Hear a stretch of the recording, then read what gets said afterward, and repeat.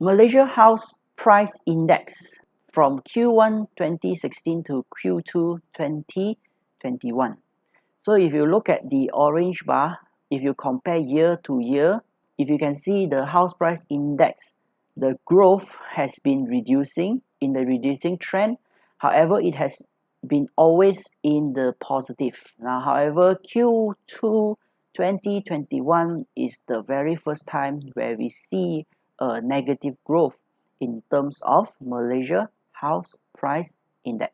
Now, this is the Malaysia House Price Index annual percentage change by state, comparing Q2 2021 with Q2 2020. So if you can see states where you actually see a positive growth is in Pahang, in Terengganu, and also in Sabah. Whereas all the other states, we see that there is a drop in terms of the house price index. States like Johor, Negeri Sembilan, Perak, Malacca, Kedah. Now, these states still see positive growth but at a lower rate.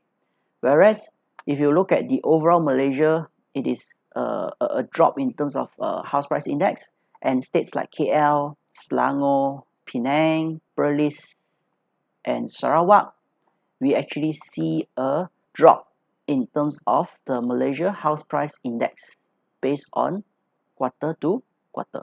Now, this is the Malaysia house price index based on type from Q1 2016 to Q2 2021. So based on terrace house, high-rise, semi-detached, and detached.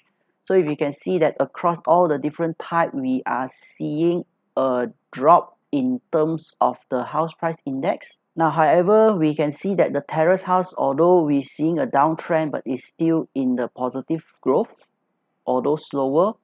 However, for high-rise, semi-D, and detached, we are seeing not only a decrease in the house price index, but it has we are seeing a negative growth for high-rise, semi-D, and also detached. We move on to commercial transaction based on volume for first half 2017 to first half 2021. So if you can see, comparing 2020 to 2021, the first half, it increased from 8,100 transaction to 10,400 transaction, whereby there is a 28.5% growth. In terms of value, it also grew from 8.5 billion to 10.93 billion, resulting in a 28.4% growth. Now, this is service apartment transaction based on volume. Now, if you can see, first half of 2020, there is a 1,433 transaction, whereas in first half 2021, there is 1,912 transaction, resulting in a 33.4% growth. Now, if you look at the last 5 years, from 2018 to 2020, there is a reduction in terms of transaction for service apartment, but we see a strong rebound in first half of 2021, whereby there is a 33.4% growth in terms of transaction. In terms of value of transacted service apartment, there is a 23.7% growth from almost 1 billion to 1.21 billion from 2020 to 2021 first half. Service apartment market status, first half 2019 to first half 2021, based on overhang, under construction, and also not constructed. So if you can see, in terms of overhang service apartment, is almost flat from second half of 2020 to first half of 2021. In terms of unsold under construction, we see an increment from 23,000 to 24,000 units, whereas for not constructed, we see a drop from 8,100 units to 6,600 units. Now, this is the service apartment overhang, unsold under construction, and unsold not constructed based on major states in first half of 2021. So if you can see overhang, which is the orange color bar, the most number of overhang units is in Johor, 16,576 units. And in terms of units unsold under construction, the most number of units is in KL, 17,443. And also not constructed, 5,308, also highest in KL. Again, like I say, under construction and not constructed is not so much of a concern because it's still not completed yet. But the most number of overhang in terms of service apartment is in Johor, 16,576 units.